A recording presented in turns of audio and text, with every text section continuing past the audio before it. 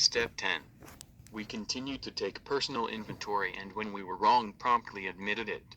Recovery in Narcotics Anonymous is about learning how to live, incorporating the spiritual principles we learned in the first 9 steps into our lives has made it possible to live in harmony with ourselves and others. Self-examination, confronting what we find in ourselves, and owning up to our wrongs are critical elements of conducting our lives on a spiritual basis. By working the 10th step, we become more aware of our emotions, our mental state, and our spiritual condition. As we do, we find ourselves constantly rewarded with fresh insight. Some of us look back at our 4th step and wonder why we have to do a 10th step. We may think that we've corrected all our past mistakes in the previous steps. Since we have no intention of making those mistakes again, why should we continue with this relentless self-examination? The 10th step seems like a tiresome chore to some of us, a painful exercise that we could just as well avoid. But we must continue to grow, and that's exactly what the 10th step helps us do. Though we will return to the previous steps again and again, the 10th step furthers our spiritual healing in a different way, by creating an awareness of what's going on in our lives today.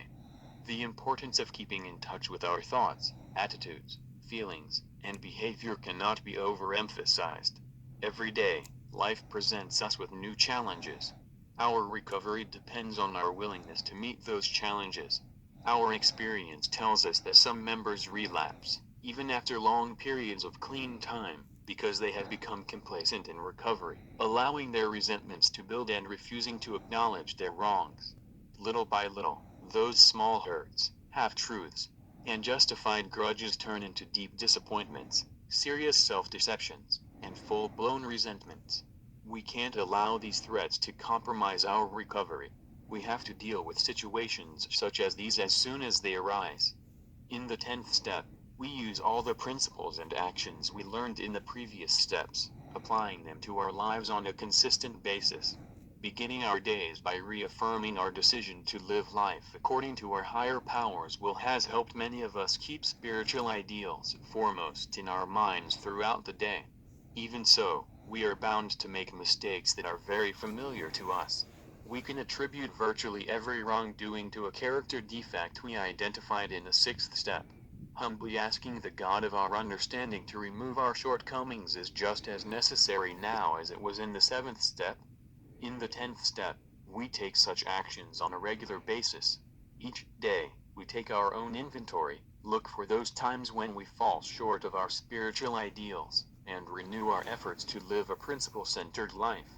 For example, when we are faced with a tendency to behave compulsively, ignoring the consequences of our actions, we need to focus on spiritual principles, take prompt action, and continue forward in our recovery. Although forming a habit of working this step may be difficult at first, we must persist.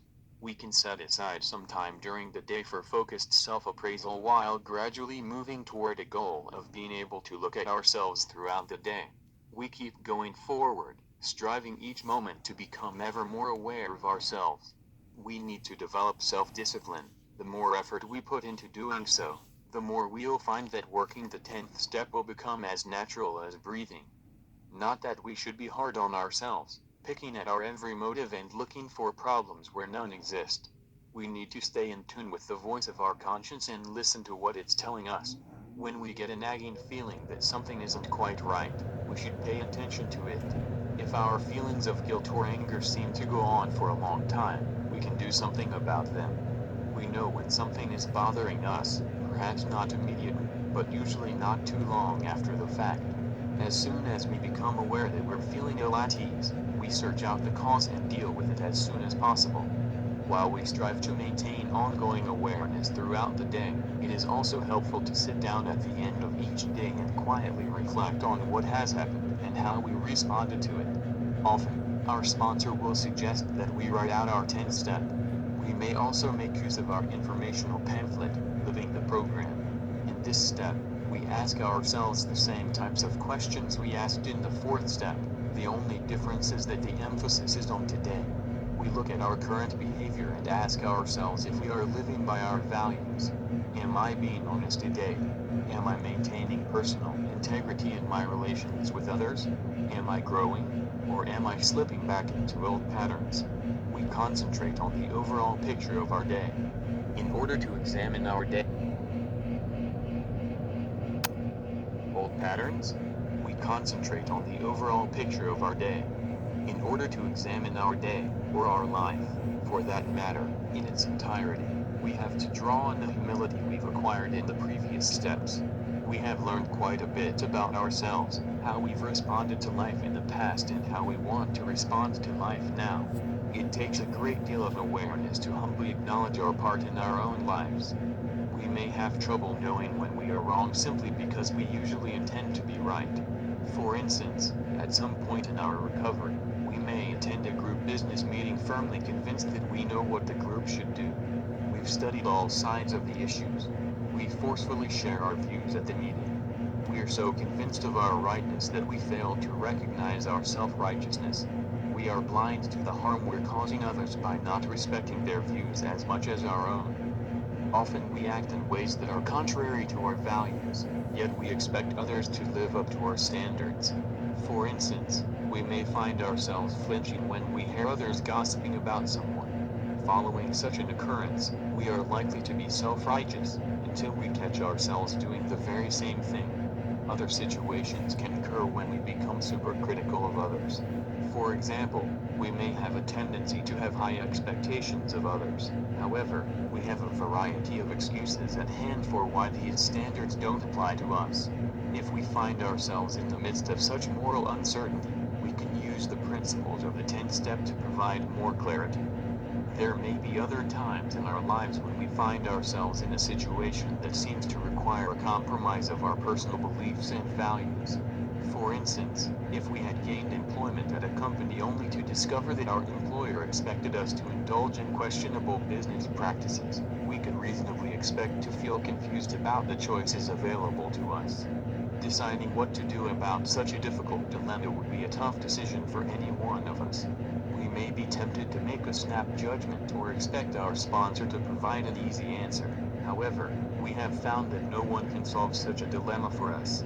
While our sponsor will provide us with guidance, we must apply the principles of the program for ourselves and arrive at our own decision. In the end, we are the ones who must live with our conscience. In order to do so comfortably, we must decide what is, and what is not, morally acceptable in our lives. It can be very confusing to determine when we were wrong, especially when we're right in the middle of a conflict. When our emotions are running high, we may not be able to take an honest look at ourselves. We can see only our immediate wants and needs. At such times, our sponsor may suggest that we take a personal inventory on a particular area of our lives so that we can see our part. If our friends notice that we're acting on a character defect, they may suggest that we talk to our sponsor about it. Being open-minded to the suggestions of our sponsor and our now friends, paying attention to what our conscience is telling us, spending some quiet time with the God of our understanding, all these things will lead us to greater clarity. Once we're aware that we've been wrong, whether it's 5 minutes, 5 hours, or 5 days after the fact, we need to admit our error as soon as possible and correct any harm we've caused. As in the 9th step, we find that the process of admitting our mistakes and changing our behavior brings about tremendous freedom.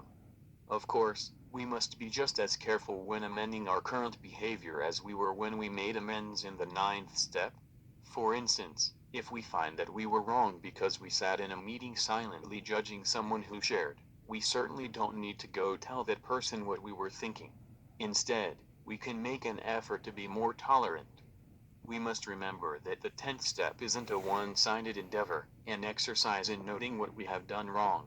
We must resist any urge to become obsessive with this step, ruthlessly searching out every flaw in our character. The point of the 10th step is for us to be willing to pay attention to our thoughts, behaviors, and values, then work on what we need to change. We should acknowledge that, quite often, our motives are good and we do things right. Character defects and character assets do not exclude each other, and we are sure to find both on any given day. We develop recovery-oriented goals for ourselves as we work this step. When we see that we've been afraid to go forward in a particular area of our lives, we can resolve to take a few risks. drawing our courage from our higher power. When we see that we've been selfish, we can strive to become more generous in the future. When we realize today that we've fallen short in any area of our lives, we don't have to be overwhelmed by feelings of dread and fear of failure. Instead, we can be grateful for our self-awareness and begin to feel a sense of hope. We know that, by applying our program of recovery to our shortcomings, we will change and grow. We begin to see ourselves more realistically as a result of working the 10th step. Many of us have remarked on the freedom we experienced through freely admitting our mistakes and releasing ourselves from unrealistic expectations, where before we went from one extreme to another, either feeling better than everyone else or feeling worthless. We now find the middle ground where true self-worth can flourish. We feel renewed hope as we uncover long neglected assets in this step. We see ourselves as we really are, accepting our good qualities along with our defects, knowing we can change with the help of a higher power. We are becoming what we were meant to be all along, whole human beings.